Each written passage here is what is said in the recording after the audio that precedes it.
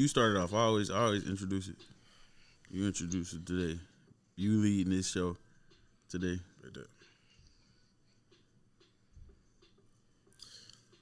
Welcome to UndefeatedMindz. Go ahead. Welcome to UndefeatedMindz, where we innovate, elevate over ignorance. I thought he was finna time in, you know what I'm saying? You know he like to talk. But today, little brother's taking over.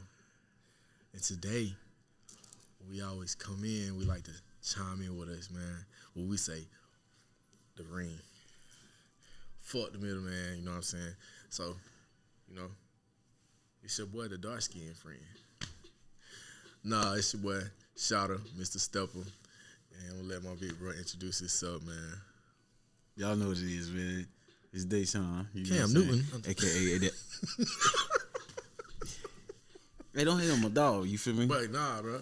Go We ahead from and the same place. Give yourself the side. Like, I just had to time in. You chimed in on my intro. He back at the Panthers, you feel me? We from the same place. He back at the Panthers. And I like his hat game. So, you know what I'm saying? He got a big ass head, too. That motherfucker got a fat ass head. And I let him know. But at the same time, I like his hat collection. But anywho, you feel me? Y'all know who it is, man. It's Deshaun, a.k.a. Daddy. You feel me? I'm saying? It's cool. I'm your daddy. That light skin shit. Oh, my gosh. Just had to say it, bro. Anywho, if you really been watching our show, y'all know I hate that shit. I just like to mess with it every now and then. Nah, he really liked the name Daddy, bro. That's Call why me Deshaun. That's what he like. That's why I give my government name. Call me Deshaun. If somebody tell you what they said, why would they? You just said you daddy. Call him daddy. Did No, you just say that? It's a joke. Ain't no facetious on his face, man. It's a joke. No bullshit. No cap. He like that word. I don't. It's universal, bro. A girl calling a man daddy is universal. How many times? Shut up. That. Oh shit. You was finna tell. Only thing I'm saying is, I guarantee your girl called another man daddy eventually. Pulled it out, stuck it back in. Said, "Do it again, daddy." Smacked that ass. Kissed him. Kissed her. She looked at him, gazed in his eyes. Called him daddy. She was with another man for you. She can't do that if she called you by your first name. What if y'all Deshaun. got the same name, though? He a dog. He gonna say I can't help that. Damn. But I highly doubt it. You know my name is, I think, ranked number 1 or number 2, the most ghetto names in the world. I think it's Daquan and then it's Deshaun, or it's Deshaun and then Daquan. That's some ghetto shit. Hey, they got a Daquan account. That's fine. That's some ghetto ass shit. See, my name, you ain't gonna have too many names like mine. What is it? You can say it. I'm just playing. You can say it, bro. I wouldn't do You wanna do me like that? All right. I wouldn't do that. But damn sure ain't too many shouters out here. So if you ever hear niggas saying shouter, it's after me. Trust me, I'm the one and only. Now, if he copying and imitating the style, he can't spell it like me. Haha. Anyway. Fuck it, I'm gonna start having people say Mr. Stepper. That's the truth, bro. God for strike me down now. If I'm lying, I'm flying and I ain't got wings. Man, how you doing, man?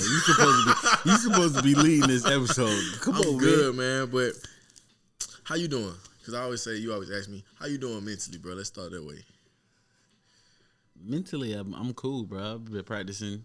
You feel me? Dig this one. Yes, sir. Explain what dick discipline is, man. We talked about it before on your timeline. Kind of explain what a little dick discipline mean, man. Dig discipline is being able to control yourself. Nah, I'm thinking, but dig discipline is being able to control yourself when you want to do what you want to do. You tell yourself no, and you use that energy towards being productive. So you make love to your passion. You get what I'm saying? So because when men do go out and release, they don't think properly, accurately, and they lose focus. So if you want to get things done, a good way of doing that is practicing dick discipline. And also semen retention. So what? So it's a difference between semen retention and dick discipline. Yes, Lord. Dick discipline is more so telling yourself no and focusing on more productive activities, making love to your passion. That's how I like to explain it. Instead of actually going out physically making love, use that same energy and apply it to what you want to do. And then go ahead. So what's like? I'm gonna let you finish, but I'm gonna kind of keep it. But after this, kind of give examples of how, like, for people that want to do that want to practice dick discipline and semen retention, your productivity level will be a lot higher. Well, not example like that. I'm talking like those are like the stats of it. You know what I'm saying? But I'm saying like the example, like when you, because I'm pretty sure you struggle with it, right? I mean, come on, we men, but I'm pretty sure you struggle with how do you give advice on how do you kind of construct yourself and saying, nah, like desire. I think I got a stronger desire to be great. You know what I'm saying? I want to be a top 1%. And the statistic behind being a top 1% is like little to nothing. You know, so you got to do what other people are not willing to do. And us as men, we live in an over-sexualized society. You damn right it's hard. You know me, I'm a Scorpio, so it is, you know what I'm saying? That pressure. It is very, very hard, but at the end of the day, it's like I have something that I desire more than just sex. So if I can channel that energy and apply it to a passion like reading or educating myself, self-reliance over independence, but focusing on my career and being more productive towards what I want to do, I can literally see my progress as I go. I'm like, damn, for example, I post more or I get more things accomplished throughout the day. I can write it down, you know. Little small things like that is what I noticed that helps me. Being transparent, after you get one off, bro, you be like, bro, fuck all that. Lazy and kind of. Yeah, I'm like, I don't want to do nothing. So, but with not doing that, I'm sharp. Like, I'm super sharp. You're not tense. Not at all. Not at all. It's a struggle the first week, you know what I'm saying? Especially if you active. Yeah. If you naturally active, if you do what you do, it's gonna be a struggle, especially if you got a girl who active too. Right. So we undefeated minds. So you just stopped all no masturbation. That's where semen retention come into play. So no, okay. Yeah, like, okay, so semen retention is more so like, let's say you about to do it. It's crazy. This is crazy. This is real discipline. You about to do it, but you stop yourself before you come. You don't release. So it's kind of one of them things where it's like, it sound crazy. It sound crazy. You can't be like Lil D? Nah, you ain't trying to bust a nut. Oh, Semen retention, you don't want to release the semen because, again, there's benefits behind not doing that. And you lock in a lot more. Now, a lot of people can't do it. I'm honestly going to say a lot of people can't do it. It sound hard because, I understand the dick discipline part of it. Okay, boom. But then you saying the semen retention. Yeah. But I'm pretty sure. Personally, like, my desire is to never allow nobody to have power over my life. Me, I understand the power of a woman. She has the power of influence. Very much true. You're not going to influence me to do shit that I don't want to do. Correct. Most women, after you get off, can influence you to do whatever the fuck you want to do. Whatever they want you to do. Me personally, if I could tell you no, because I got more control over myself. I tell nigga got control of my. Then, you know what I'm saying? But also, Dick discipline is one of those things where you're not going out here laying down wood on every girl. Mm-hmm. Again, I want to be a top 1%, top 10 to 1%. These guys got a plethora of women that they can choose from, but they don't do it. Right. Why? Because they know that it's going to be a distraction. So take this in consideration in what I'm saying. If I choose to be married, I have the discipline enough to not go out and cheat. Correct. Because at the end of the day, I'm not really worried about going out here being satisfied in that manner. Right. Because I'm more focused on a passion. Craft, you know what I'm saying? The way you do one thing is the way you do all things. So take that in consideration. I could be a faithful man in the marriage if I want to be. That's if I want to be. But that's what my whole purpose is, to practice being in that way. Because you only master your own fate then. Basically. Of that realm. Because, sexual is one realm. I like to use it in that. Because it's more than just one realm that people are not mastering their fate in. Like, we can even say the desire of money can be your own master of your fate. People, you know what I'm saying, we chase money before we chase everything else. Yeah, I mean, money is good to have, and yeah, you want to have a lot of money. Yeah, you desire to have rich. Like, everybody want to have some money. Some people desire to be rich. But I don't think money really what define you. I think, and even to the point of, I think it's just more so. I want it. Of course, like, you want it, but you won't let it control you or make you make a decision. A lot of people that I'm a thinker. Yeah, or sell their soul for it. Yeah, no. And so I don't really think, even when it comes to me, I don't think I'm more. It's not like, okay, I can leave this job because that doesn't control me. Most people like, I hate this job. And they'll still stick there because of the money. Right. You know what I'm saying? The benefits and stuff like that. And they'll be miserable. Whereas it's like some people won't even just trust themselves and go do what makes them happy.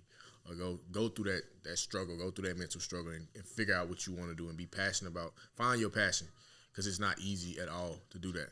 And I think what you kind of, what you were saying is that's going through that hardship of the dick discipline and the semen retention is like knowing your desire, knowing what you want, knowing what you got going out, putting that goal in front of you every day, finding that goal and kind of reflecting on it. And then after a while, like you said, it was hard in the beginning. Now it's like, I think you're saying it's getting easier for yourself. Sure.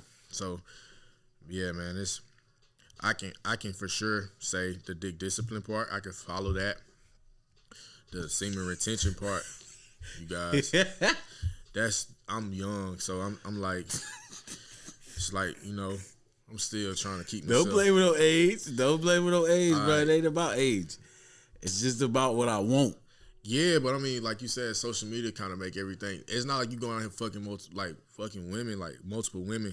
But then again, it's like, you gotta have some satisfaction for yourself. You know what I'm saying? But I'm not saying I wouldn't do nothing. Right. I'm just saying like. Well, I'm just saying for me, like, I'm being honest for myself, because at the end of the day, you like fucking. Yeah. I love fucking too. Yeah, and ain't nothing wrong with it. There's nothing wrong with it, but it's, I guess, trying to be on that, because again, like, I see where you're coming from. You made an example of saying, like, taking away the distraction, the lethargicness, the laziness, and having that extra time. Because imagine how much time you spend on trying to get that or do all that when you could just be focused on.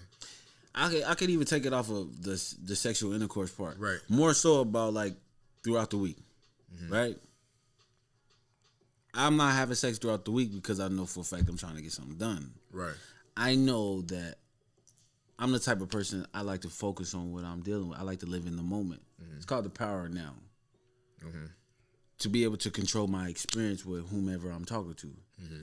I want to focus strictly on you. Correct. I don't want to go, okay, I got work that I got to focus on, and then try to multitask with you. There's no such thing as multitasking. I'm giving 50% effort to this, 50% effort to that. That's trash. That don't add up. Mm. So if I can put 100% effort into this at that moment, I'm going to focus on that at that moment. And then when I got all my attention upon you, I care about my experience with you. So if I can make the experience the best thing smoking, now this could be toxic, but at the same time it's not. But I love me for me. You'll never find nobody else like me, because I want to be able to control this experience, whether we up or whether we down. If we bored, at least we bored together. You get what I'm saying? Like, I'd rather be alone together with the individual who I'm focusing on at that time.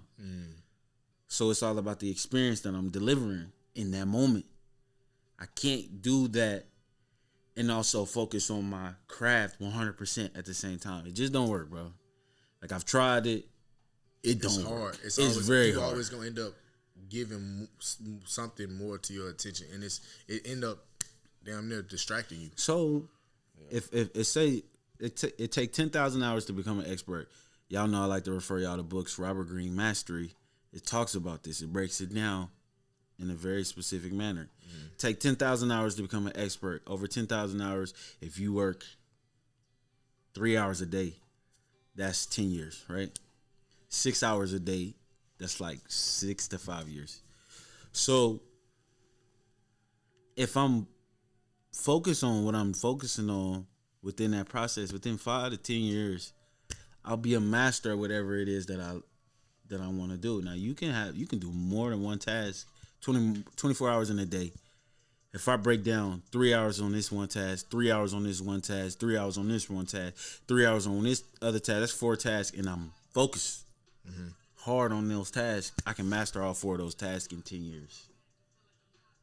Add another 3 hours and give 3 hours of my attention to whomever I'm talking to, I'll master her. Like, it is what it is. I focus on, this is who I'm focused on. I need to know everything about you. I need to know you like the back of my hand. Correct. I'm going to pay attention to you. I tell everybody that's in my circle. I tell you all the time, dog, I'm studying you. Correct. So if this is who this might be my spouse to, I'm going to study you so I know you like the back of my hand. I know when you mad. I know when you sad. You ain't got to say shit to me. We can look at each other and just laugh. I like the experience. That's what I focus on. And also going into my career, and I'm going to end it with this, going into my career, it's all about experience. Developing websites, it's customer experience. So when you go into a website, believe it or not, even when you watch a commercial, they're shooting to your subconscious mind and to your conscious mind psychology to be able to control how you feel. Correct. And what's your experience in this. The quality, it gives you that quality reassurance too. Correct. So if I'm going to do that with whomever I'm going to focus on, I'm going to always control the experience because I want you to have the best of me so you'll never leave me. And if you do leave me, I will always be with you. You know what I'm saying? It is what it is. Because that experience that they Because won't that find experience was A1. And if you got A1, you can't cut it off. I feel that. You know what I'm saying? You leave an imprint on people. Forever. That's my thing. So I do that. I try to. I don't know. You leave that impression on everybody. I leave that impression on people that I like. You know what I'm saying? Like that I choose. Cause I'm forever going. You play chess very well. I play poker. Like I don't. You would think you know what I'm doing, and I'm not. Only person gonna really know what I'm doing is you. Like even to the point I'm like like more stuff as I tell you and stuff like that. I'm your little brother, but it's still like you still learn. Yeah. Like you're saying everybody can be one way 1 minute, one the next. But as far as I don't play a poker face in the house, but on outside, I always get told that like I don't ever know. Like you just got a stalemate face. Like you just stale. I'm like, just ask me a question. You know what I'm saying? Just talk to me. You don't know me enough. People don't. The perception of me, like people assume. Can assume all day. Your ass is wrong. I'm just being honest. Like assumption is a bad thing. Assume anything is bad. It's like profiling, but that you thinking of an idea of somebody that you have no clue who you're in with or what they want or what they desire or what they want to be. So again, like I said, man, it's one of those things where that's just us. And again, it's all connected to everybody experience, who you choose to deal with, your friends, your family. It's all the same. It's just we're blunt enough and honest enough to tell you, like, yeah, bro. I accept me for me. Like I will always tell people all the time, I love my dark side and I love my light side. They're both energy and they're both a mindset. It is what it is. Like you can't cut it on and cut off. Most people just run away from their dark side trauma. Yeah.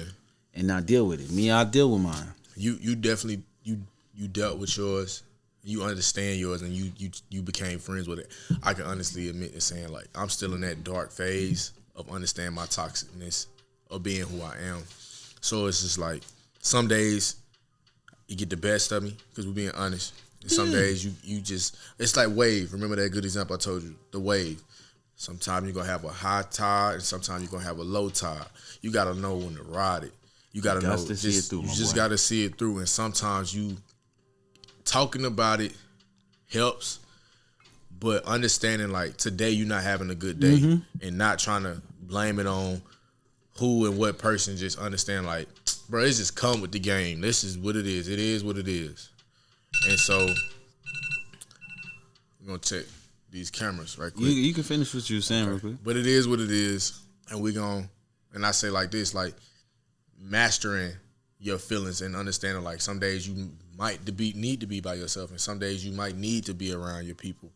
And some days you just need to sit in that shit and just understand what you're going through so you can know before you get to a preparation for what you call it, the preparation for seasonal preparation. Talking about preparing for the season? Yeah. It's like preparing even for your emotions sometimes because how to handle your emotions. How to handle it. Okay, hold on. So we're gonna pause that. We're gonna pause real quick. We're gonna hear the intermission real quick. And then we're gonna come back and we're gonna talk about exactly what you're talking about. I know exactly what you're talking about. Yeah. But back to what I was saying with the preparing for the seasons, like you told me, you always say like preparation for seasons. I'm not probably saying it the right way how you said. Nah, preparing for the seasons is just a metaphor of being able to basically like control you in a certain circumstance. So you can't control the weather. You can't control when the sun rises, when the sun sets. You know what I'm saying? Can't control when it rains. Can't control when it's a nice day, a cloudy day. But what you do is you prepare for those days. On a rainy day, you carry an umbrella. Right.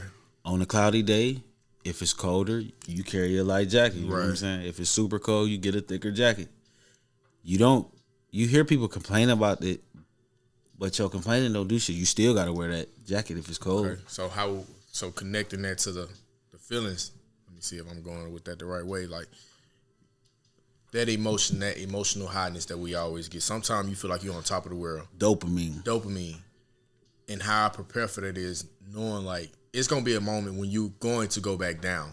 You're not always going to have that just hiatus of being able to stay stable on this ongoing. Even people that are millionaires, they have this same emotion. You're human. So how you deal with that is knowing how I deal with it. Prime example is when I know I'm at my low tide or my low emotional stage, which is the negative side of me, I try to get outside the house or I try to put myself around other things. Because a lot of times you do have friends, but you don't always want to go to your friends when you go through negative stuff. You know what I'm saying? A lot of that's draining to people. And you don't always want to, you got your friends. When you actually need to, then do that. I'm not saying don't, but be mindful and be respectful to other people's energy because you could be on a emotional high tide today. You could be feeling great. And of course, if I'm down like that, you will want to know. Correct. But then again, I have to still be mindful of saying like, I'm not always just going to come talk to you when I'm just down. Because a lot of stuff I have to sit and deal with. If we especially went over something before, it become remedial. Like it's almost insanity. Like, bro, we done talked about this. We done did this. I told you what to do. Fix the shit. Like, we done talked about it. I pointed it out. We know what it is. Sit in it, understand it, figure this shit out. That's if you're going through that same thing. And I hope that, you know what I'm saying? I hope I'm elaborating that right. I'm not losing you. So, no, you're not losing me. I'll elaborate on what you're saying. You talking about explaining. You hope you explained it well. I'll elaborate on what you're saying. Overall, what you're explaining is how to manage your emotions. Correct. And how to go through the process of your emotions. As men, we do need to learn how to manage our emotions because we can be vulnerable. Very much so. And it's a unrealistic thing that's going around believing that men don't have emotions. When we make impulsive, emotional decisions all the lot. time. And you got, the suicide rate is extremely high. I talk about this all the time because the men don't know how to express themselves. How many? We done watched a TikTok. I done seen videos of. Men was saying like, who do you go to when you're at your lowest and when you feel like this? And a lot of men, nobody, not no fucking body. I never knew I could call somebody. And then it's like, it's sad. You know what I'm saying? And it's like one of those things where you just be like, damn. We be looking at men like, bro, you supposed to be hard, like man up type shit. But then we get to the point where we get so blinded that it's about pride so much that we can't even talk about how we truly feel to somebody. Or you can't go to nobody and just be like, boom, boom, boom. But I guess that goes back into making sure you create a safe space who you choose to be friends with. Like, yeah, bro. Well, I feel like people, one, you got trauma bonds for sure. Yeah. Most relationships right now are built off of trauma bonds because social media produce trauma. They produce fairy tale living. You know what I'm saying? I'm a numbers person. You know me. I focus on the numbers and the statistics. Statistically, you know what I'm saying? 75% of the United States is living in hell. Like on social media, everybody rich though. So that's why we don't be on that shit. So at the end of the day, because I don't want to fake it like I am. You know what I'm saying? I love to dress nice, but I'm focused on my passion to get in the top 10. But to be able to have a vulnerable space or create a safe space, that means those people have to accept you for who you are, good and bad, and they also have to be open-minded and understand the position that you are in mentally and emotionally. And on top of that, not only do they have to be open-minded, you have to be open-minded to the constructive criticism that they are giving you. And you got to understand if their intentions are pure and if they're trying to tell you something for the benefit of you, for growth, or is it more so destructive? That's how you ultimately are going to create a safe space. And that's how you build trust amongst each other. You know what I'm saying? In between trust, the word trust is us. Right. So you can't have. That's a great point that you made too, like saying in between that trust is us, because two parties have to be on the same. And it's never it's no I, it's no individual. You make it. Some days it's not going to be about that one person, but you make it imperative that if somebody speaks, like if you come to me one day and say, "Hey, bro, I need you," I'm gonna listen. We're gonna make it. We're gonna figure this shit out. You know what I'm saying? Same thing, vice versa, because you always do it for me. It's never going to be, man, I got this problem. It's gonna be, we got a problem. Yeah. How can we fix it? When you succeed, we succeeded. Like, and to the point of making it, being able to be there when you at your low, same thing. And when we at the highest together, we celebrate. You know what I'm saying? When we do stuff, it's like, it's not my stuff, it's our stuff. So I want to piggyback on that, and I want to add on this. This is a communication technique, right? And I always tell you people to pay attention to patterns and how people talk. If a person uses a lot of I words, a lot of me words, myself words, they're in the selfish individual category. Look at it like a Venn diagram. Like, the two circles that come together, and then you got the left side, you got the right side, but then you got the middle part, right? One side is all about them. The other side is all about they, meaning they separate themselves from the group. Yep. And then in the middle, you got what are the similarities of the two. You know what I'm saying? You got I, you got you got they, they and them, and then you got the group that say us. Yes, us together. We together. Those are how you be able to differentiate that type time this person is on. And then you can literally separate yourself, or you know what you're dealing with when you're dealing with those individuals. But anyway, to make a personal conversation more general, for you to get to the we part, you know what I'm saying? I always explain it in a we mindset. Whether you let's say I'm talking about you about something and I'm trying to give you some constructive criticism. To lighten up the blow of your defense mechanism. Because if I always, you know me, I'm a pointer. Right. If I'm always saying you did this and you did that and you did that, majority of the time your defense is gonna go up. Correct. When it comes to women, if you isolate them and say you did this, they're gonna get defensive automatically. Yeah.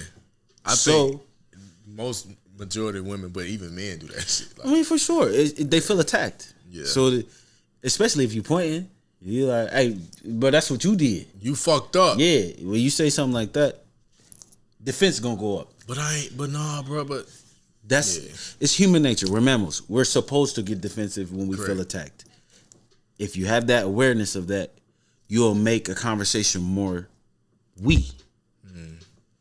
we tend to mess up when we do this. Right. So I'm connected to me and to you. Right. I'm evening out the playing field. Okay, bro. I can recall at the time where I did the same thing that you did, and I know the result of that.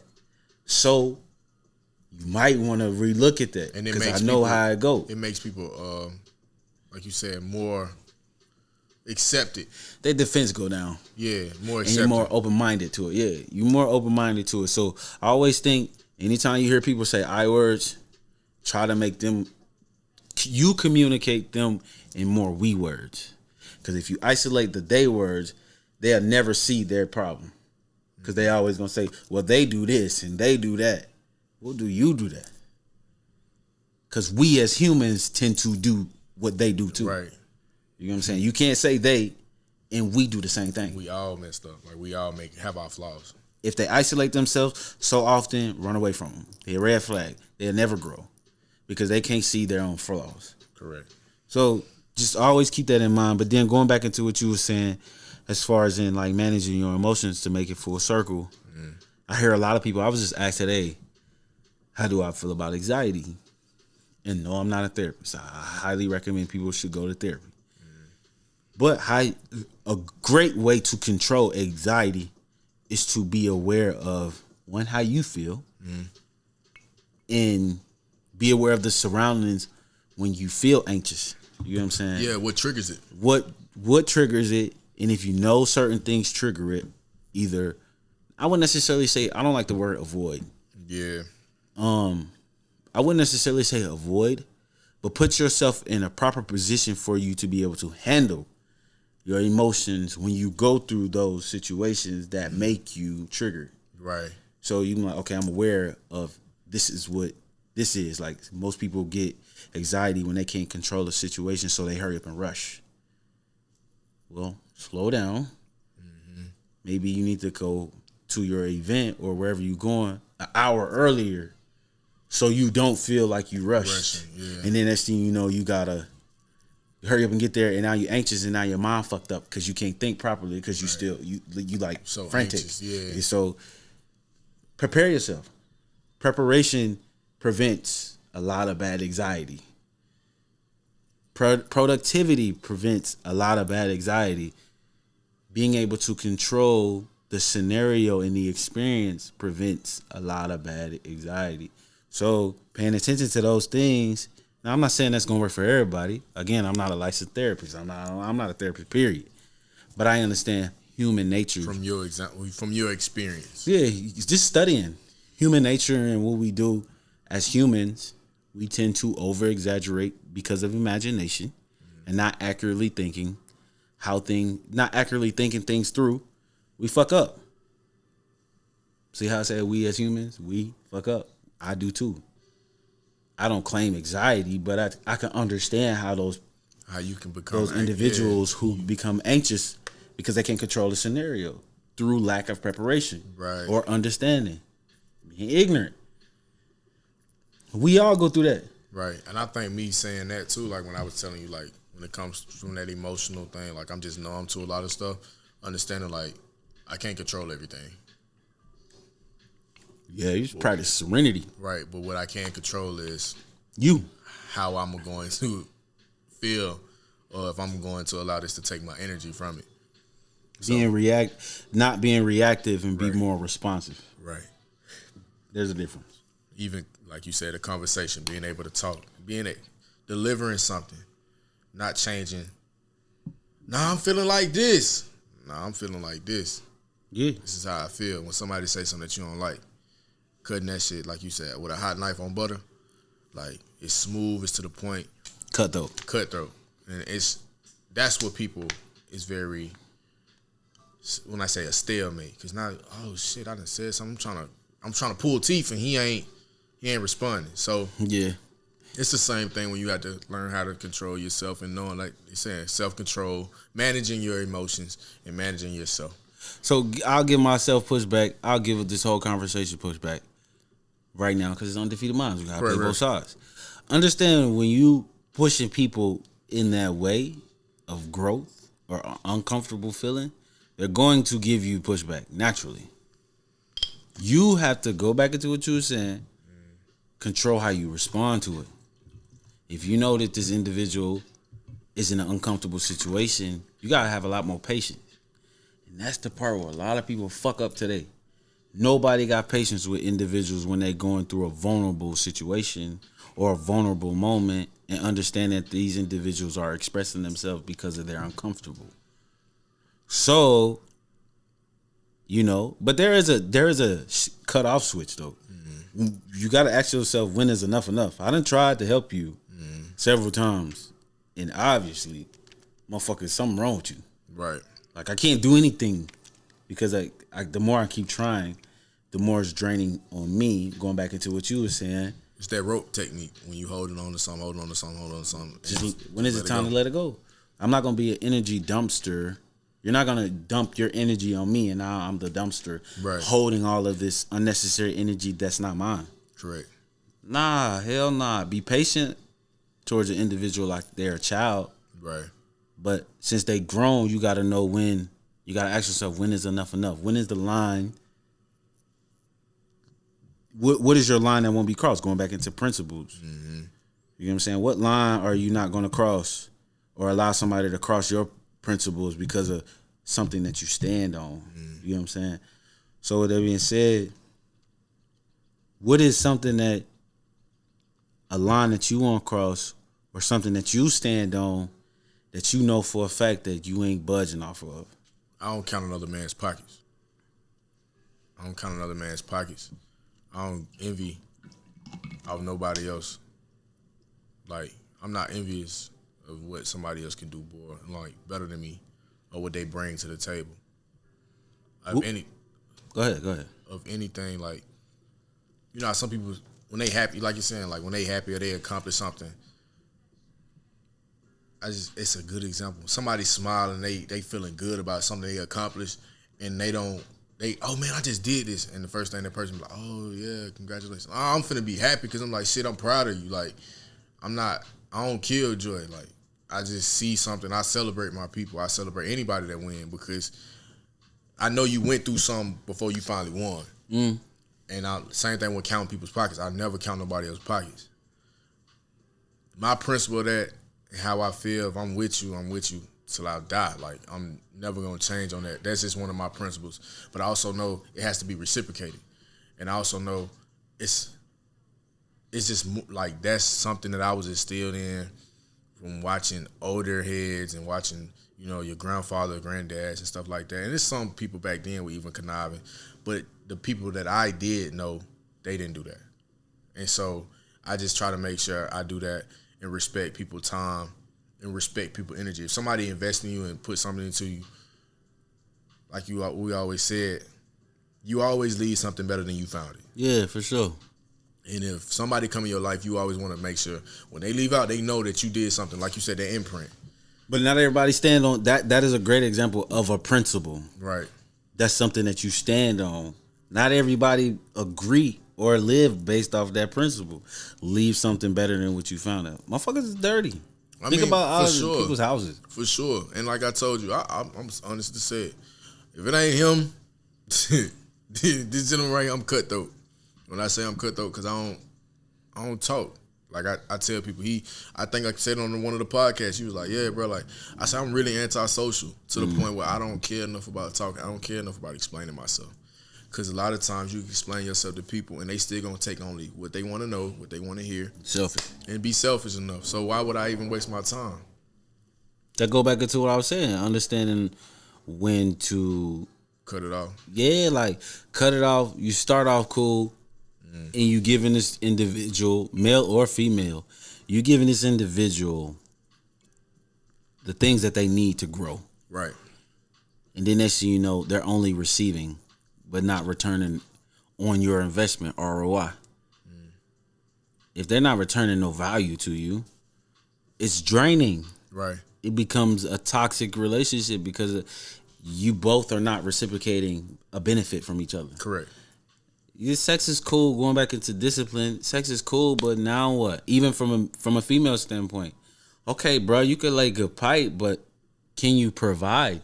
Yep. Okay, bro, you can lay good pipe, but what principles do you stand? Can you lead me down the promised land? You want me to submit to you as a woman, but bro, you ain't got nothing to show for. What I'm gonna submit to, dog? I make more money than you. Teach me nothing. You can't provide for nothing. You can't do nothing. You can't even listen. If we have children, now this is from a woman's perspective. We have children.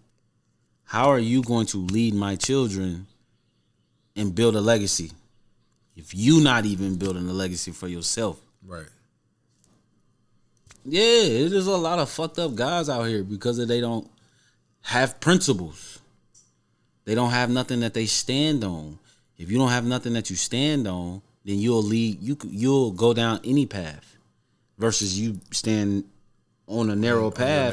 You focus on what you need to focus on. That person can easily persuade you. Yeah, like you can go left, you can go right, and next thing you know, it comes out. Oh, I went this way because of you told me to. Nah, you a weak dude in my opinion. And you a rat. That's just my personal opinion. From a man to a guy who don't stand on no principles is weak to me. Followers. You're basically a follower. You can't lead nobody to nothing. And we have a lot of women who feel as if there are not a lot of men out here standing on principles. And I strongly agree. But, you know me, I always play both sides. There are a lot of women who don't have no morals, which intertwines with going into principles. There are a lot of women who don't stand on what they believe in. Correct. There are a lot of women who are easily influenced by propaganda and media because of all women have vagina, so I'm going to connect to her because she has a vagina, versus actually understanding her intentions behind the message that she's trying to deliver. Even that, to add on to that, like, you know, playing that, like you said, the opposite side, like, I hear a lot of women saying since they think they're the catch. It's like, even men will say, oh, I'm the catch. Like, nah, like, it don't work like that. You got to be able to give and receive. You got to be able to give and take. I know the whole role, we always say the alpha. I mean, it's a real thing, but I hate those things. It's a real thing, but I hate it because now even when two good people they really could be a great dynasty or a great couple to help each other out. But the pride get in the way of, I'm dominant. No, I'm the dominant one. Why we just both can't be who we are, and I listen to you and you listen to me, and we help each other for the better. It's no right or wrong. Like, yeah, I mean, yeah, it is some right or wrong. But again, agree to disagree. Come to a common ground and be like, all right, I'm wrong here, you was wrong here, but I'm willing to learn and willing to listen. A lot of people don't want to do that. We are too prideful. Go weeks without talking, and all you got to say is, bro, look, you know what, bro? My bad, dog. Like, I should have did that, bro. Like, it's the pettiest shit. But ego, though. You talking about ego and pride in the process of, again, going back into the conversation of how we will say they and not focus on the personal side and make it about us. Yeah. You know what I'm saying? We all go through the phase of ego, and then you have a lot of, again, propaganda being pushed to women to feel, keyword feel, a certain way, and now their perspective is viewed as, okay, I got to do this, I got to do that. When in all actuality, that's being pushed to you. Mm-hmm. You're not thinking on your own terms. Most of the time, that shit is being pushed to you. But, anywho, that type of information being pushed is destructive because of we not thinking of a we. Right. We thinking of a me and then they. Mm-hmm. So you do have a lot of people who talk about not giving anything to somebody else because of they're only looking at it from their perspective. Mm-hmm. It's all about me. It's all about me. Me. Everything is about me. Self this, self love this. Sis, if he ain't doing this, king, if she not doing that.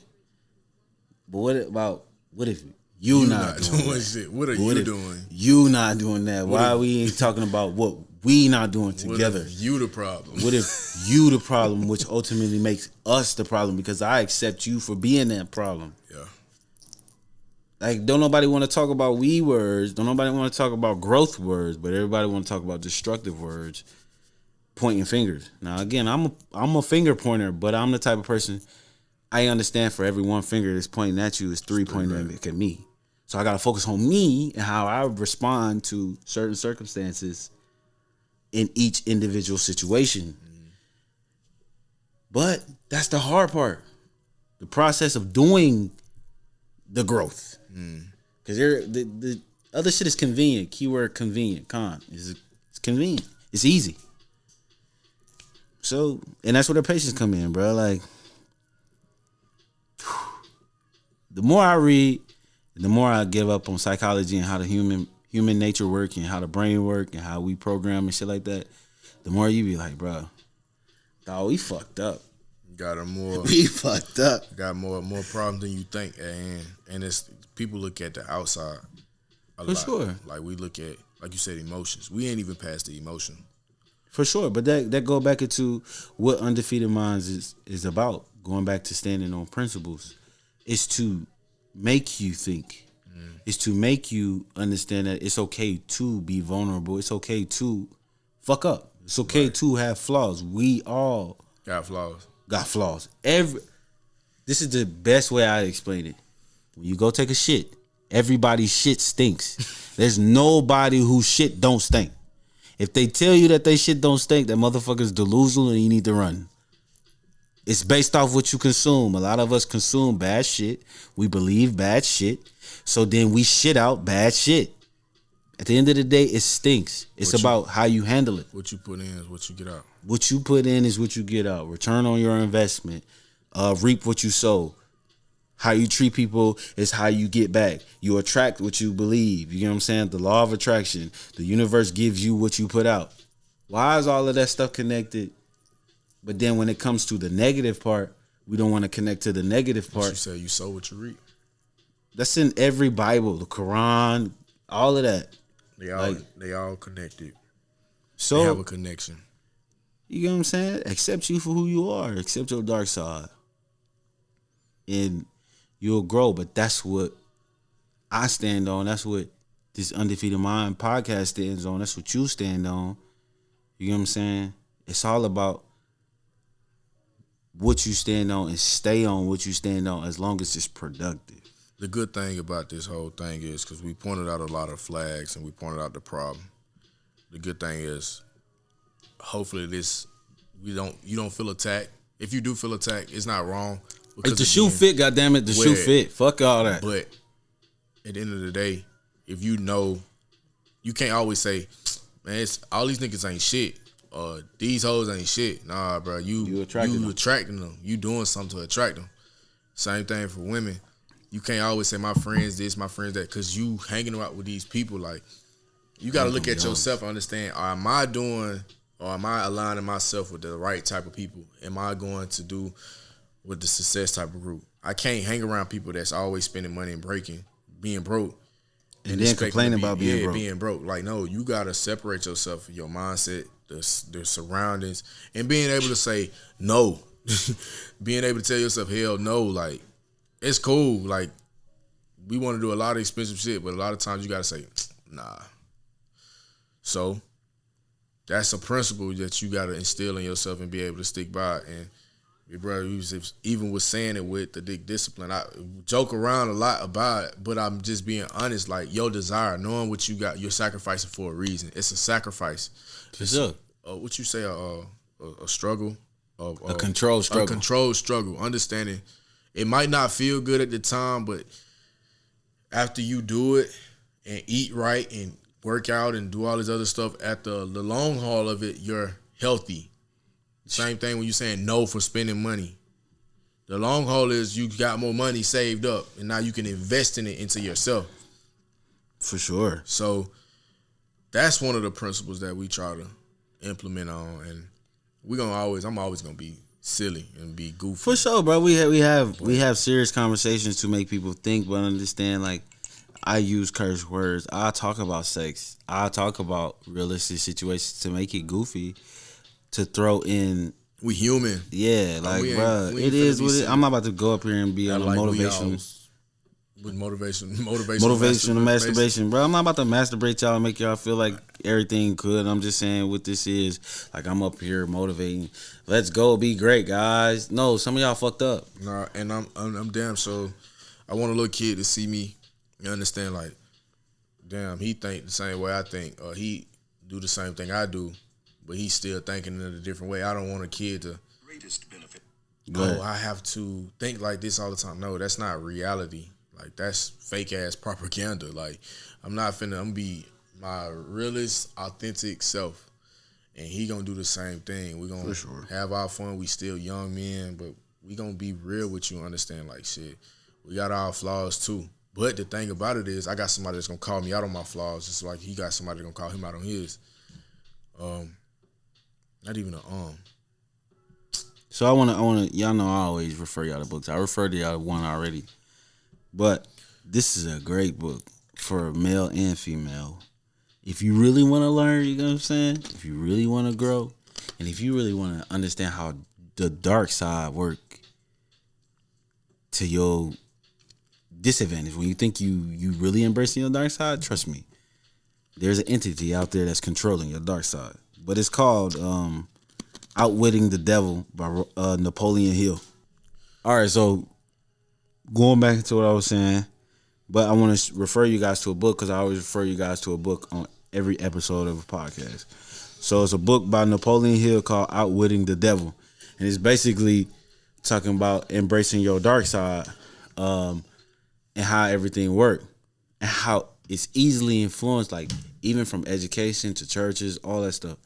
Like, we think that we in control, but all actuality, you know what I'm saying? Motherfuckers is really not out here in control. So this is what it looked like. Outwitting the Devil, I got it on Audible, and I also got it on my Kindle. Cause I don't have the physical book, but I'm gonna get the physical book for sure. But yeah, quick summary on it.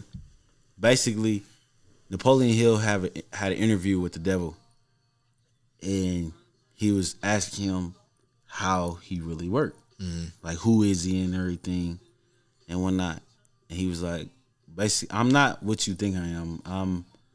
I'm energy, and I feed off negative energy.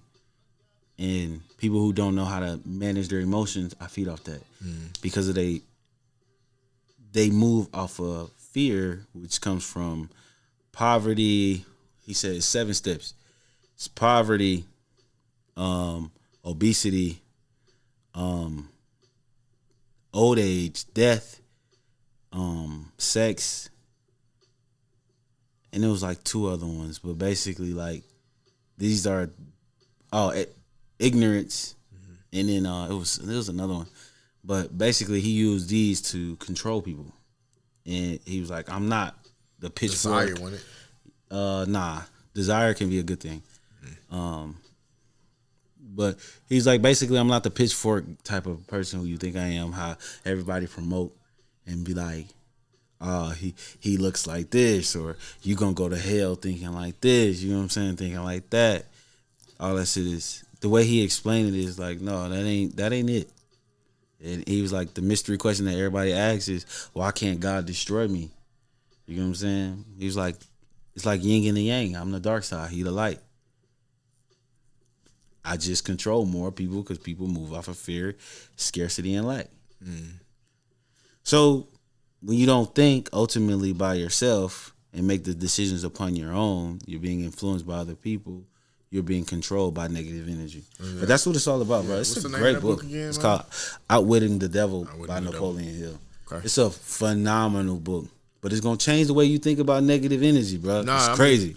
And that's what you, like you said, it's all about pointing it out, because I speak on, you know what I'm saying, how I am now, very intuitive, but even hearing something like this, I want to know. Like, you got to know stuff. You got to put yourself in situations to learn. You always going to learn. For sure. He the same author that wrote Think and Grow Rich, the #1 entrepreneur book, which I got down there. Okay. But for sure, man. Bro. And that right there, like, that's going to be another key thing, man. And again, like, we talked about a man that doesn't stand for something will fall for anything. Yeah. And so let's go into it from a I guess not necessarily negative, but what about the people who stand on something that's bad and it's destructive towards them, but they want to hold on to standing on that? Insanity. And if that's what you want, I mean, again, I kind of gonna take that from Nip. Like, look, man, if that's the energy you want to put out, then that's the energy. You know what I'm saying? That's all you want. Then you gotta accept what come back with it. Me personally, I know I cannot just go out here hurting people and expecting somebody not to hurt me. That's retarded. So you saying that are these rappers who get killed that go back in their neighborhood, but the music that they promote talk about all this drugs, gang violence, shit like that? It depends. Is it equal to what you saying? Live by the sword, you die by the sword, basically? Yes and no. Yes and no. Because again, what sells? Trauma. And so, but if you saying what sells, if you got a principle that you stand on, right, are you gonna go against that principle? Yeah, you gonna go against that principle because you know what sells? No, and I understand that 100%. The reality of what people in now, I see where you coming from, the point of view that you attacked it from. I'm glad you did that, and this is the one thing I can say about it from an artist, from me being one. I'm going to talk about what I experienced and what I'm going through at that time frame. Even Nipsey, some artists don't. Some artists will be way off and then move their family and don't live that lifestyle no more, but still producing to that. If that's what you want to put out to your people and that's your kill, that's who you selling to. But people that's still there, that, like I said, that know what's going on, they know that's a facade. Like, that shit ain't real no more. Yeah, you probably done did that or done that. But again, I'm not going to call out no artist, but I can say the BMF, Big Meech and them, we can say some things that a couple artists know for a fact they did not do. Yeah, but there's a lot of it's a lot of fake propaganda, and a lot of people know it's an image, it's entertainment. But I'm not gonna take away from the fact that a lot of artists do get killed off hate. Boosie said it the best. These people hate you. People, even though you get praise back in Atlanta, that's this is swole. It's niggas that hate you. Oh, for sure, bro. It's grown ass men that hate you. How much time did people try to hate you out or do this? But the fact that they got more than you, but you still shine out and you come in the room, you impact a room. People gonna hate you out to the day you die. Yeah, you can't control that. You can't control it. I feel like it's the same thing when it comes to music. I feel like it's the same thing when it comes to just everyday life. Right. They can't control something. They wanna eliminate it. I can't throw salt on his name because it don't work. I can't say this nigga he lame because it don't work. So what else can I do? I'm gonna kill this nigga. I feel like it happens. But when you stand on your principle, like in what's the song by Nip featuring Rick Ross? You got a couple songs with Rick Ross, man. Basically, he was saying, like, when you finally tell the truth, when you come one with the truth, you know they're going to come kill you. Yeah. That's something that you got to come one with if you're a truth seeker, if you're a truth teller, because you're going against the grain, you're going against propaganda. Are you willing to stand on that When still, even though you know for a fact that motherfuckers gonna try to come kill you if you come around causing chaos to people's minds. That kind of contradict what you just said though? As far as in what? When you said if you rap about that lifestyle and they come kill you, Nip just said once you stand on the right thing and you start talking about other shit like they gonna No. I was talking about how rappers talk about killing all killing, and then that's they get killed in the hood, and then that's we feel bad and say that this individual was a good guy and he was talking he did this, he did that, but then in his music he was talking like this. Well, I mean, time we hear music that I pop that nigga like. I mean, of course, some people just even watching these TV shows out. We watch Power, BMF, Snowfall.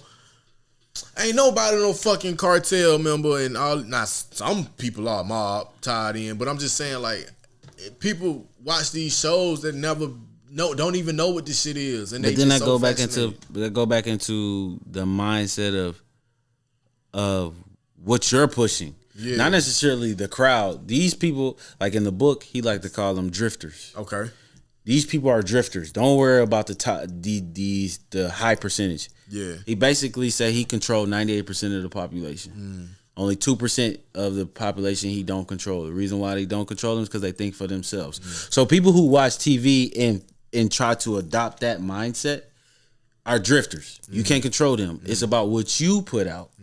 So are you willing to put out something that goes against your principles when it comes to like music? You get what I'm saying? Like okay. So like, here's a better example.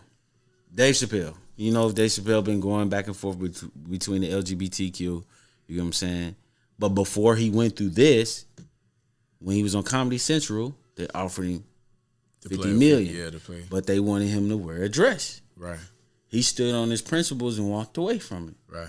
He knew it was a shy deal. Now, at that time, everybody was calling him crazy. Flew to Africa. He was getting lit. Got kicked out of Hollywood, blackballed. But then fast forward to now, he getting hella Netflix deals. So him standing on his principle was a benefit to him. Well, he also found himself. You know what I'm saying? Like, very true. Cause even that shit hard, bro. That shit like people, bro, almost went, bro, literally went crazy. They went crazy. Eddie Murphy. No, I was watching not Eddie Murphy. Eddie Murphy said something on. I was watching something on Netflix. I'm gonna talk about it, but it's kind of hard. But Chad Boswick, before he died, rest in peace. Chad Boswick. Yeah, Chad Boswick. He said something at a Harvard graduation ceremony, and he was basically saying like he stood up to the producers and the writers of a play. When he first did something, it was giving him 6 figures, one of the biggest things ever. He said he felt like Mike Tyson knocking everything out. The first time he got a job. He said he finally went to the audition, and they gave him a role that was portraying a black man that was just angry. His father abandoned him when he was younger. His mom was on heroin. And he said, well, they just made me play this role and wanted me to get all this money. He said, but that's somebody's reality. True. And he was like, I played it, and he said it was self-conflicting for me. He said, but then they asked me, I said, I've been doing a great job. He said, if anything you need, let me know. He said, so that was a great opportunity. He said, well, it is one thing. What about my father? They told him about, his father abandoned him. He said, what about my mother? Then they told him about that. He said, so what about my childhood? Y'all just got me portraying this one person. Like, what about my substance? What? Because this is somebody that actually experienced something, and I want to be able to portray this, but I have other attributes besides being a thug, besides being this. Let's try to do that. That man looked at him in his face, and he said, He looked at his resume. You went to Harvard? Well, Howard? He said, yes, I went to Howard. Took it. That man said, we're going to be watching you. He put it in his drawer. The next day he went on, he said it was one of his best performances ever. They got rid of him. Came up later, the next person came up under him, flourished. He said the hardest part about planting the seed is you will want to grow with that seed. You planted something, but you want to bear fruit of it. Mm-hmm. And he said the hard part is watching something else that you placed in bear fruit when you was the person to start that. So again, you got to understand, like, sometimes what you just said, standing on your principles, you might not get the same outcome that some people get, but you got to understand that you started a lane and you did something that's going to benefit your people and start in the right direction that you want to go. Yeah, I think it's I think you can even tie in the feminist movement with that. You know what I'm saying? Mm-hmm. Like the feminist movement, the first wave of the feminist movement, which I agree with. Women wanted equal opportunity. Yeah. To be able to get paid for equal opportunity. There are women who are better than men in the positions that they were at, especially like in filming and the entertainment world. You know what I'm saying? Right. But they stood on that and they got them all the way up to this far. Yeah. You have a lot of women right now who are in positions of power that, according to the feminist movement, is a good thing. Right. You know what I'm saying? My personal opinion, I think it's a good thing, but I think it goes back into what you were talking about too. You might can fight for the equal opportunity because that's what you stand on, that's your principle, but you can't control the outcome. Right. The outcome is what get people fucked up when it comes to standing on the principle. Because you don't know what the outcome is going to be standing on your principle. You don't know whether or not you're going to get a good a response or a negative response. So you can only know over time. Right. Like with Dave Chappelle, he stood on it for so long that he couldn't be denied because his talent, he was just a beast. Yeah. He stood on it over time. Can. Some people can, some people can't. Some people can't, some people can't. Over time, when the feminist movement started, they stayed true to what they stood on. It transformed into a whole bunch of other bullshit. But at the end of the day, you do have what they were fighting for today, which is equal opportunity in a lot of positions. You know what I'm saying? But the outcome is not the same that they were looking for, but it's still equal opportunity. But, you know, standing on your principle is a tough thing, bro, because you just don't know how it's going to go. Going in the right path is always going to be hard. That's how you know you're going in the right path. Basically. But, again, it goes into believing in something and dying for something, you know? So, we all got to die, but what you want to die for? What legacy are you trying to bring? Behind. Like Malcolm X, Marcus Garvey, you know what I'm saying? All of those people. What's her name? I can't remember her name. Frances Cress Welker. I think I said her name right. You know what I'm saying? James Baldwin. All of these people, I'm naming black people. All of these people who stood on something that they believed and they died for. Yeah.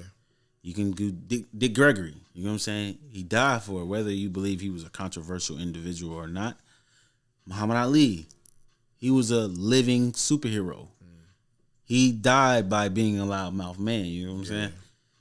These people stood on their principles and the outcome that they got. You know what I'm saying? Is it worth it? Did it help? Did it hinder us? That's a question that you got to ask yourself. Going against the grain, you're always going to stand out, and it's always going to be somebody hating. For sure. But that's a principle that you come up with. Even Haiti. For example, the only full black independent place to ever fight back and got their independence. But now they're being milked of their resources, and it's causing a bunch of chaos. Correct. You stood on something, but the outcome, you know what I'm saying? I think that's the scary part about standing on your principles is the outcome. You can't control the outcome. So, I don't know, bro. Standing on your principles is a scary thing. But you got to ask yourself, are you willing to die for what you believe in? Or are you willing to lose a lot for what you believe in? Like, I believe in people thinking for themselves. Real thinking for yourself, being self-reliant. I don't like independence. The independent word is destructive. It's misleading. It's selfish. Selfish, very selfish. But self-reliant is being able to accept the good and the bad of you. It's more optimistic. Yeah, it's growth.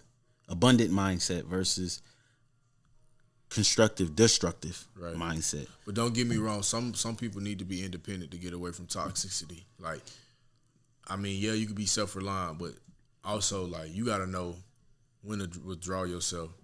Because at the end of the day, like, yeah, we saying independent this, but you could be in an environment where everything is on you. But you got to also understand, if you saying that, if you pushing that, because this is my principle I stand on, I hardly don't agree with the independent mindset because it's destructive towards the community, towards individuals, towards, you know, a partnership here. You can't be an individual in a partnership. Right. You can be self-reliant in a partnership, though. I mean, when I'm talking, like, yeah, but I'm in that, and this is why I say, like, I can't be independent if we co-partnered. I can't be independent then because that's a disrespect to the whole thing of saying partnership. Correct. But I'm talking about if you're being drained. Choosing self. Yes. If you're choosing yourself. I don't think that's independent. I think that's. I'm just giving you pushback based off your belief. Yeah, I mean, that's not a belief. I'm just making a statement saying, like, no, well, it is a belief. I'm making a statement saying, like, if you know for a fact they done already killed the partnership. Yeah, I get what you're saying. Then you going independent. Then you're becoming independent. I think I think that goes under the category of loving yourself and knowing your worth. Knowing when to cut it off. I guess that's why I just personally believe that the word independent is a destructive word. Like, no matter how we try to set it up. But then the artists are independent. Man, what? Young Dolph was independent. Nipsey Hussle was independent. Gucci Mane was independent. But most of these, that's a rare case. Again, top 1%. But I mean, you just can't say the word independent. They're using the word independent in a way of it being a beneficial thing. But what comes with being an independent artist? You get all that road is very fucking hard. It's super hard. So it sounds nice to be an independent artist, but you know they pushing propaganda and making it seem like half of these artists right now are independent when all actuality they all got the same rings and they rent it. No, hell no. I'm not talking like that. I'm talking, when I say independent, I mean independent as in an individual that owns their own company and they work for themselves. You know what I'm saying? But that's an entrepreneur. Yeah, that's an entrepreneur. You could say entrepreneurship, but it's just that's what the name they got for independent. Yeah, but I'm an independent artist. But again, even when you saying you're being an independent artist, you have a team. Yeah, I get that. So are you really an independent artist? Are you the producer? Are you making your beats? Are you mastering your music? Are you recording by yourself? You're really not independent. That's what I'm saying. It's still destructive. It's disrespect to your team. You're the face of the team, but that don't necessarily mean that you was independent behind your team. I mean, behind what you did. You didn't do everything by yourself. And that's the part where I'm saying the independent mindset is destructive because even in the business world, you're never going to make it by yourself. You have to go into the business world in relationships. Yeah. Partnerships, relationships, it's all about who you know. Okay. So the concept of the word independent is a destructive word, period. Okay. That's why I say that. When you put it like that, I can see. You just got to think about it. Think of the context of the word and when you use that word. Is this really a good word? Nah. It's not. Now, if you're saying you're an entrepreneur, like everybody was glorifying Dolph, who just passed.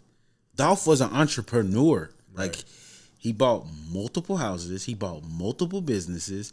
He funded all of his own shit. That's an entrepreneur. And then he had his team behind him. A team that he built and they grew together to be able to do all of this stuff. That's an entrepreneur. Yeah, he's labeled as an independent artist, but he didn't do it by himself. You see what I'm saying? Yeah. I still think it's still how you looking at it, though.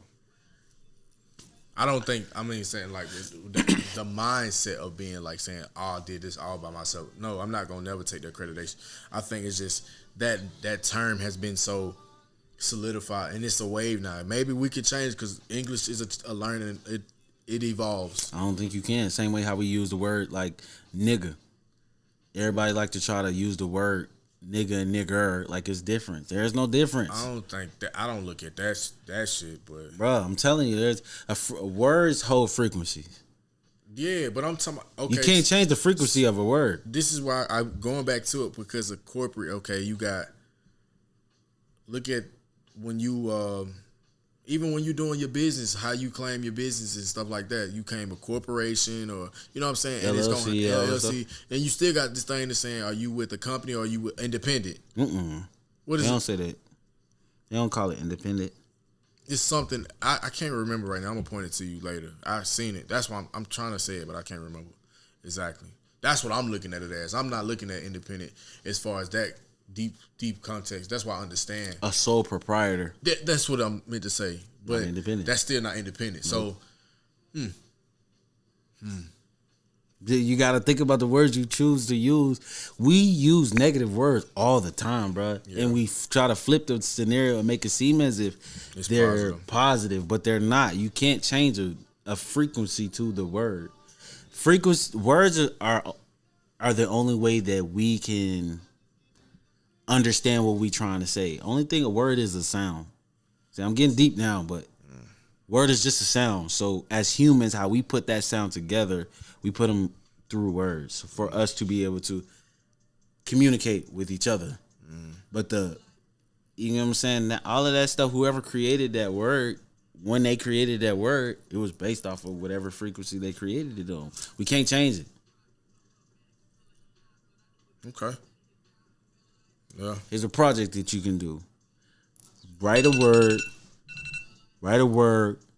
on a jug of water and freeze it.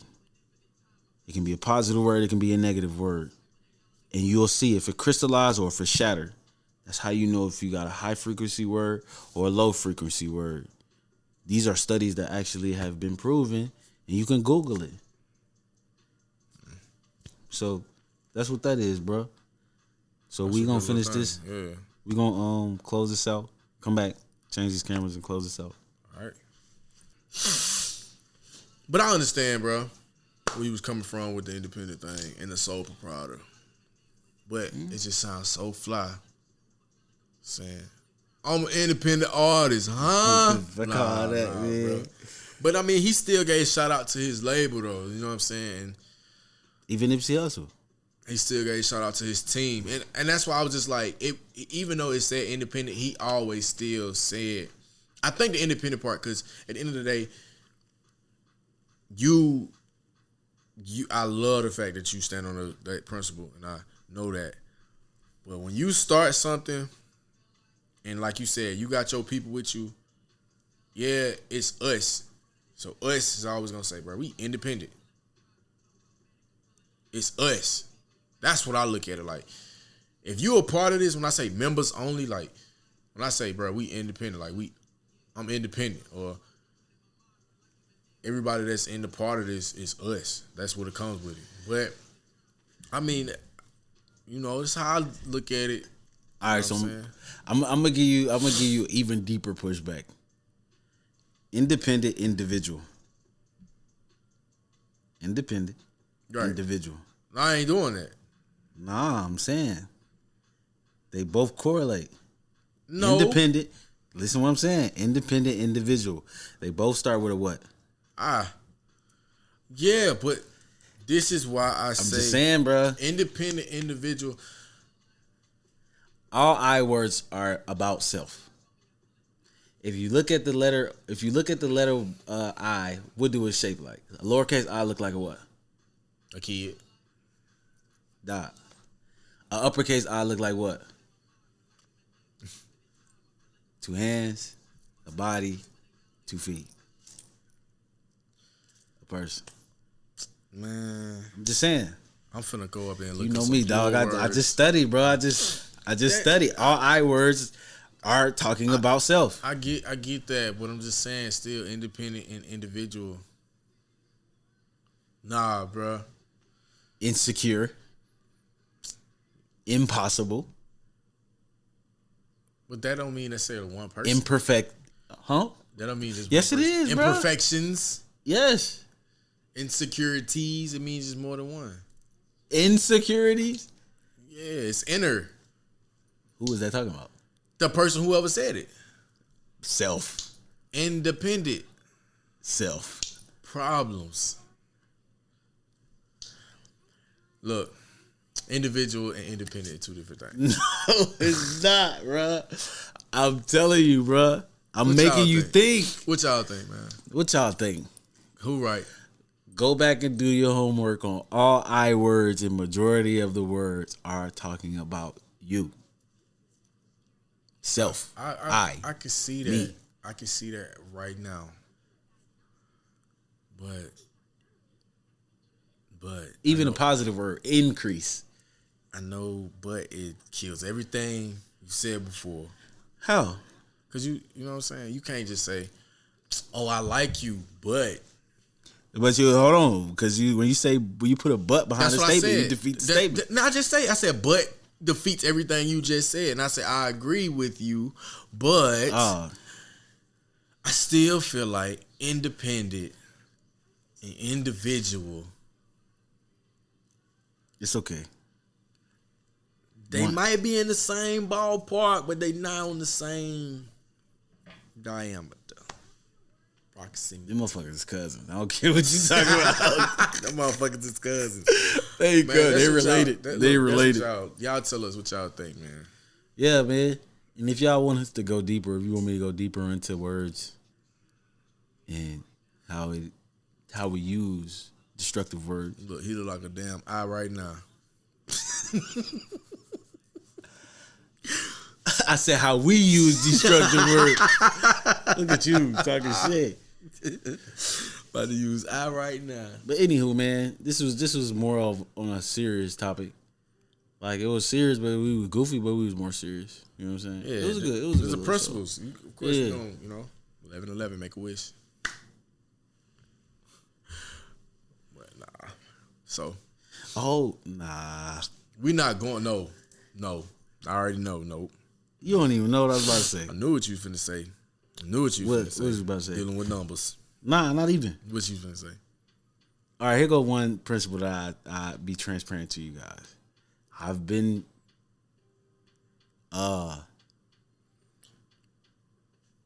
it has been brought to my attention from a deal perspective that women want my seed, let's say that. We're not going there. But I can't do it because I believe in, we're not doing that. 2-parent households, male, female. No, we're not into that all day. No, hell no. I'm just saying. I just stand on. It's a principle. I stand on. I can't give out my seed like that. That is a good example. You see what I'm saying? You should have used that earlier. I'm just something short and sweet. This is the principle I stand on. I keep getting presented about Despicable. I don't know, man. Nah, man. But this is UndefeatedMindz podcast. And like we always say, man. We represent elevated innovation over ignorant. Another I word. Ignorance is not ignorant. Ignore it. Hell no, that's not a good one right there. That was bad. That was a bad one. Ignorance is definitely incompetence. We can use that too. Elevation, innovation over ignorance. And together we stand. Divided we fall. Fuck the middle, man. Think. We see y'all on the next episode. We're gonna holler at y'all. Yeah, man. Peace. We out.